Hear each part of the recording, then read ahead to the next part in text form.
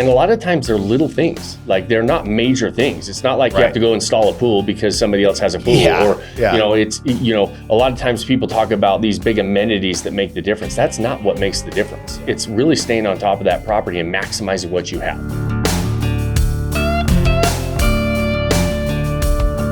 What's up, guys? Welcome to another episode of the Vacation Rental Revolution podcast. I'm your host, Shawn. I'm here with my main man, Mr. Dave Savolich, for our Whiskey Wednesday segment. So, guys, these are short, sweet, to-the-point episodes where we dive into a couple of the things going on in our world, some short-term rental hot topics, and then we dive into some questions that you guys send in. So if you want us to answer some questions on an upcoming episode, make sure you send them in, DM us on whatever platform you're watching or listening on, or send it in to support@Vodyssey.com. We'll make sure that Dave gets it on the agenda. So what do we have today, brother? Well, what are we talking about? Last week, I had my shirt off about 10 minutes after the episode. we were boating, huh? And it's not going to happen today. Yeah, no, you know what I mean? It's a little chillier in the mountains here in Utah, right? We're back in the office. The last episode was there at Tampa, right on the water. That was awesome. Jumping in the ocean was like 77 degrees already. I know, it's crazy. Oh, wow. Jeez, yeah, we don't get that in Utah. No, we don't even get that in August, year. in the lakes here in August. If we break 70, we're happy. Yeah. And we saw our old Ric Flair, in the airport, man. Old nature boy Ric Flair. He was kind enough to get a picture with the cowboy. Yeah, we got a little picture going. That was awesome, huh? That was cool. Yeah, we talked about that, in his documentary and all that stuff. So it's cool just to get a picture with him. In fact, I'd never seen the documentary. You told me you watched it after we saw him. I went home and watched it after we met him there, and I'm like, man, what a crazy story! Just a crazy life and story that he's had. Nuts. So that was fun to see him. Yeah, that was a good trip. So that was super fun. So. All right, so let's get into it. I got to just before we kind of get into the details and dial into short-term rentals. Let's if you could have anybody on a podcast, anybody, who would it be and why? If I said I want one person on my podcast, it would probably be Alex Hormozi. I'm a huge fan of what he's doing. He's kind of exploded onto the business scene the last couple of years. He's got a contrarian viewpoint on a lot of different things, but I resonate with him because what we do in the short-term rental game is we really dial in the fundamentals. Right. We kind of ignore all the shiny object syndrome and, all the new and, not that we don't use some of the new technologies and stuff coming out, but we don't look at it as like the easy button and to solve all of our problems. I love his approach to business, which is just get after it, go to work. Right. When we always say, nobody's coming to save us, that self-reliance, personal responsibility is that flag that we've like planted in the sand and that he's like that. So I'd love to just sit down and have him, talk to him about that. And I listen to a lot of his stuff. I'm a huge fan of his approach to business. I'm a huge fan of everything he's doing. I think he's one of the sharpest guys out there. Super young too.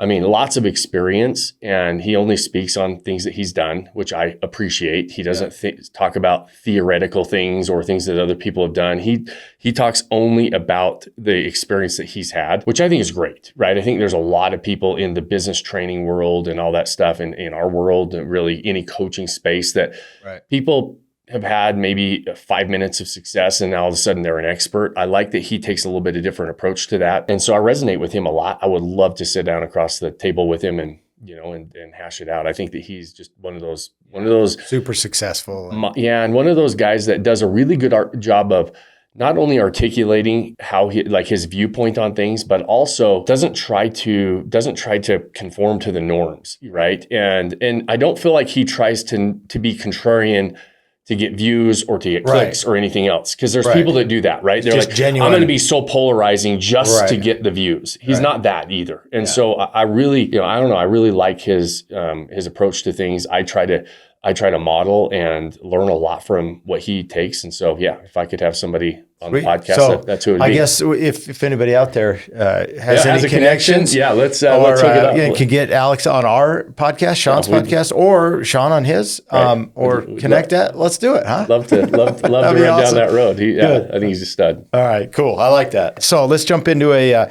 topic today. I want to talk a little bit about engagement in the short-term rental space. Meaning, I think a lot of times when people get a short-term rental, then maybe it's their first or it could be their fifth, or they could have a great portfolio. I think they sometimes forget about staying engaged in their business because, it's almost kind of like, well, let's just turn it on and just let it do its thing. And we talk a lot about making sure that, hey, our members at Vodyssey stay engaged in their business, understand the numbers, understand the guests, understand the experience, all those things that continue to make it and maximize their short-term rental over time. I think a lot of times people, they set it, they forget about it, then they come back and say, well, boy, I'm really struggling, or man, I'm not doing as much as I'd like. And you ask them a few simple questions and they just don't know. They don't know who their guests are. They don't know what their experience is. The nightly going rate or occupancy is in their markets. And so I just think that's super important about making sure you audit and be engaged in your short-term rental. Yeah, I think it's a critical point, especially to make, because and I know that this isn't why you're making this point, but there's a lot of people out there because of my viewpoint of saying, hey, listen, I don't manage my own properties. I don't want this to turn into a second job. This is something that I want as much as passive as possible. That does not, I think that a lot of times is taken, and a lot of people will point fingers saying, hey, you can't just set it and forget it. And if you do, you're going to struggle, which is true. It's what you're saying. That's not what I'm saying when I say that. I say I'm going to focus on the levers that I can pull that are the biggest needle movers, which is, what is the earning potential of this property? How often do I audit my property? How often do I look at the numbers? Every single month, right? I want to know what the market's doing. That doesn't take me that much time though. Managing a property takes, contrary to popular opinion, that is not a laptop lifestyle, like I'm going to work 4 hours a week on my property and everything's going to be fine. That's not the case either. I mean, maybe it is if you have one check-in or check-out, but you've got to communicate with guests on a regular basis. Right. And so if you have a property, maybe you can do it in 2-3 hours a week. Yeah. If you have a really good property and you're managing your own property, it's a second job, period. It doesn't matter how many great tools you have, communication, you can't automate everything. You can't automate when the guest asks, how do I turn on the remote with I can't figure out the TV remote. I can't figure out the fan remote. Yeah, you got to solve those problems. You're going to automate that? No, you're not. You're going to deal with it. So you are a concierge, 24/7 concierge, especially if you have a high producing property. My point is, I don't want to do all that stuff. I'm going to hire that stuff out. I'm going to pay for that, right? I'm going to make sure I have a good 24/7 concierge, because that's not me. I'm not going to do that on my properties. However, staying engaged, staying active, I do pay attention to what is my earning potential? What is the market doing? What are the levers I can pull on the guest experience? How can I articulate that? What can I do to stand out in the crowd? Because those are things that management partners aren't very good at doing. Those are things that I have to make sure I do as an owner. And it is one of those games where, if you want to set it and forget it property, go buy a long-term rental in the middle of the suburbs. You get your yearly rent, and once in a while you have to deal with changing, a clogged up toilet or a pipe breaking or something else. But those are few and far between as well. Like the long-term rental game gets a bad rap from that standpoint too. Like that happens all the time. It doesn't happen all the time. Happens once in a while. Happens about as often as parties happen in our properties. Yeah. They get talked about, but they don't happen that often. That is a more set it and forget it asset class. The asset class that we're in, the short-term rentals, have a higher earning potential if you are active. If you're not, and you don't stay on top of those things and audit on a regular basis, if you're not willing to spend, 3 to 5 hours at the end of every month and do that kind of thing on your property or your portfolio, you might struggle a little bit more. Well, and we teach, especially in the beginning stages, that acquisition phase is so important. Using the right tools, having a data analysis worksheet and some of those things that really help you understand, hey, does this property have potential? We want to use those throughout the year to continue to keep looking at, because things change in the market.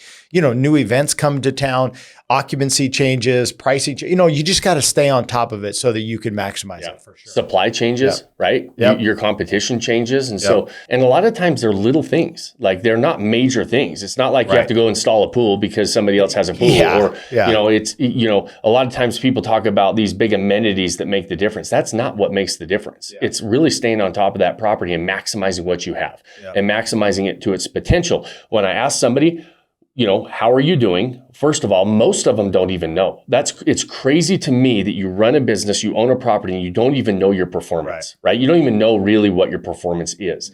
And then I say, what's the earning potential? The eyes glass over, they're like, I don't know.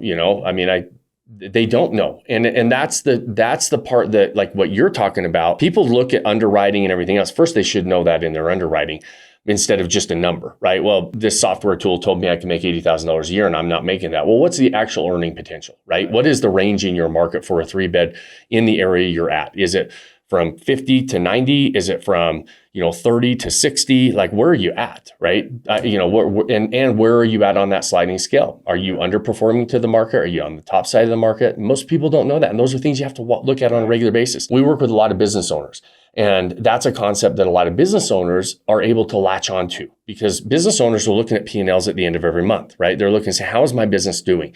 Did I make money this month? Did I lose money? What are some of the things that caused me to make money or lose money? And can I add fuel to the fire, the things that worked, and then cut out some of the things that didn't? Those are the same things we do on our short-term rentals, right? And so we just do them and we have a very specific process on auditing properties. Like you just mentioned, most people look at the numbers when they buy a property and then they forget about it and they don't do it. I'm like, that's a huge mistake, because when you bought a property 3 years ago, those numbers looked a lot different. They change on a monthly basis, and usually for the better, right? There's more money being spent in the market. There's more opportunities for them. More opportunity for you to get more. So let's say you were in the middle of the market when you bought and you kind of stay there. You're probably at the bottom of the market a year or two later, and you don't realize that you're actually at the bottom of the market, or you were at the top of the market. Now you're at the middle of the market. And so, wherever focus goes, action flows, right? So when you focus on those things, you're going to pull the right levers to stay and continue to raise the bar in your properties. Well, and I think one good example, it's super simple. And so you're just like, wow, but it's super important. Is like, I know a lot of members you will talk to on the phone and you kind of dive in and they'll wonder why they're not getting bookings. And then come to find out they have a 7-day night minimum to stay. And there's a lot of people that don't want to stay a whole week. Now, it depends on the market and depends on the season, all this stuff. But you ask them and they're like, oh, I didn't even know that was there. Exactly. So that's a really good example of like, hey, know your business.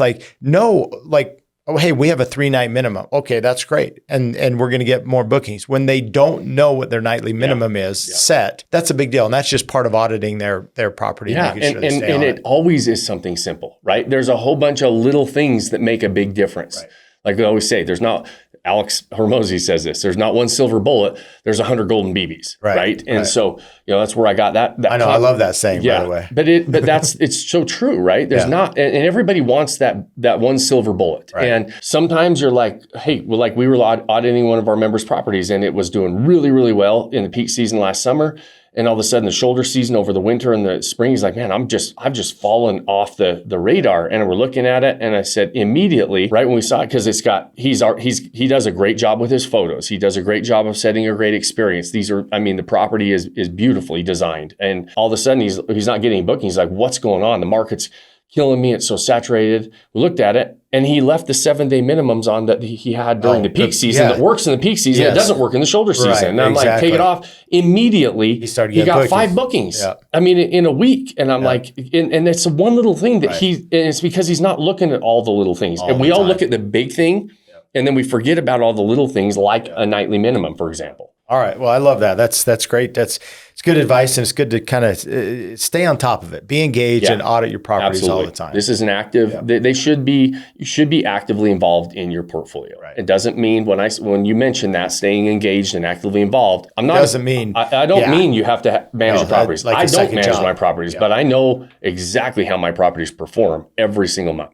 There is one thing that can make or break your success with short-term rentals, and that's your ability to provide your guests with an amazing night's rest. We're taking all of the guesswork out of selecting the perfect mattress system. Personally, I have these custom mattresses in every one of my short-term rentals. We love them so much that we even got them in our own personal homes here in Utah. So visit VodysseysLeepSystem.com and use the promo code podcast. It's all caps at checkout to get 55% off. Graham, one of our Vodyssey members, great guy, super engaged in his properties, sent me an email and said, hey, if you're looking for some Whiskey Wednesday questions or some ideas, I got some. I'm like, great, let's do it. So he has 2 questions, and they're kind of one piggybacks onto the other. So the first is, how do you define the top of a market? So what does that mean when we talk about, hey, let's be at the top of the market? What does that mean for a property? And the second is, what are the qualifiers that make you top property in that market? It's a great question, because every market has an absolute top. right? You're going to have the number one revenue property in the market overall. Tampa Bay, we were just in Tampa,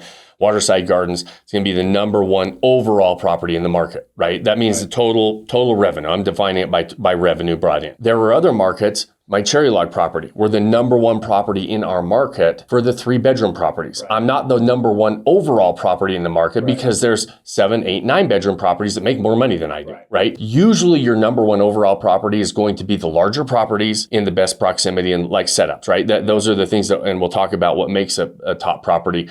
But the way I define the top property, if I have a 1-bedroom in a market, there's 8, 9, 10-bedroom properties, you're not going to be the number one overall, right? But you should be number one in your market, in the 1-bedroom market. So the way we define the top property in the market is that overall, the total revenue, the top line revenue based on the property type that we're competing against, which is going to be the bedroom count. I usually don't get really more granular than that. Like there's a lot of people who are like, hey, I'm the number one property in my market for 2 bedrooms, 2.5 bathrooms that sleep 12, right? Yeah. And then they're competing against 8 people. Well, that's not that hard to do. You don't want to get more granular typically than the bedrooms, right? You want to compete against the other 3 bedrooms or 4 bedrooms or whatever else, right? And now does that also include luxury versus mid versus low end type thing in those categories? Those are just the tiers, right? Yeah. The top is going to be the top revenue line, which is going to fall into the luxury category. Side, When you're talking about those price tiers, for those that are listening that aren't familiar with that, that's a tool called AirDNA that we use, and which is a very popular data tool that a lot of people use. And they segment out the pricing based on, like they'll say, okay, this market has a price tier of from $500 to $1,000 a night, right? And so everything at $500 that top, and they just segment it in 20% increments. $500 properties are going to be the budget. $600 properties are going to be economy. $750 properties are going to be the mid-scale. Whatever, $800 properties, like you're just segmenting it, right? Are going to be, so, and that's just based on what people are paying right now. But for us, we're defining and saying, okay, if I want to operate the top of the market on the revenue side, and we usually define the top of the market as the top 20%, right? You don't have to be number one to make money. You don't have to be in the top 10% even to make money.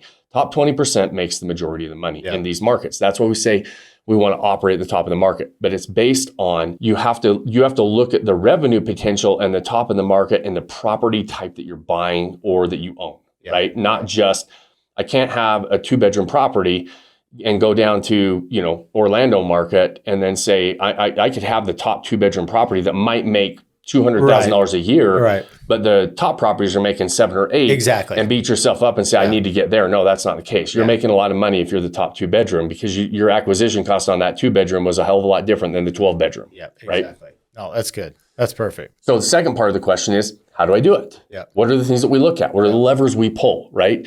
So the property, you have to remember what we're selling. We're selling the experience. So the experience is going to be a combination of a lot of things, right? One, it's proximity to the major profit drivers. How close are you to the things that people are coming in for, right? So proximity to the house is important, and you can't ignore proximity, right? If you're in a beach community, you can't be 50 minutes from the beach and say, hey, trying to compete against I'm competing against the ones that are on the beach, right? So proximity is a big deal. You have to be realistic about proximity. Proximity doesn't mean you have to be, again, beachfront in a beach community, though. There's going to be a fall off when you're doing your underwriting. It might be 1 row back. It might be 2 rows back. It might be 3 rows back. Every community is different. So we have to look, how far away am I from the major profit drivers, the amenities? If you're in like a more of an adventure type of area with hiking and national parks, state parks, you can be a little bit further away, right? You can be 20, 30, 40 minutes away from some of that stuff. A 20-minute drive to go to some of the major hikes is not that big of a deal. A 20-minute drive to go to the beach is a bigger deal. Right. If you're in a ski community in the wintertime and you're 45 minutes away, nobody wants to drive in the mountains in snow for 45 minutes. Right. And so you need to be closer. There's not a set like, okay, I have to be this far away from the major amenities. You have to understand the market. So proximity is a big deal. Amenities in the house.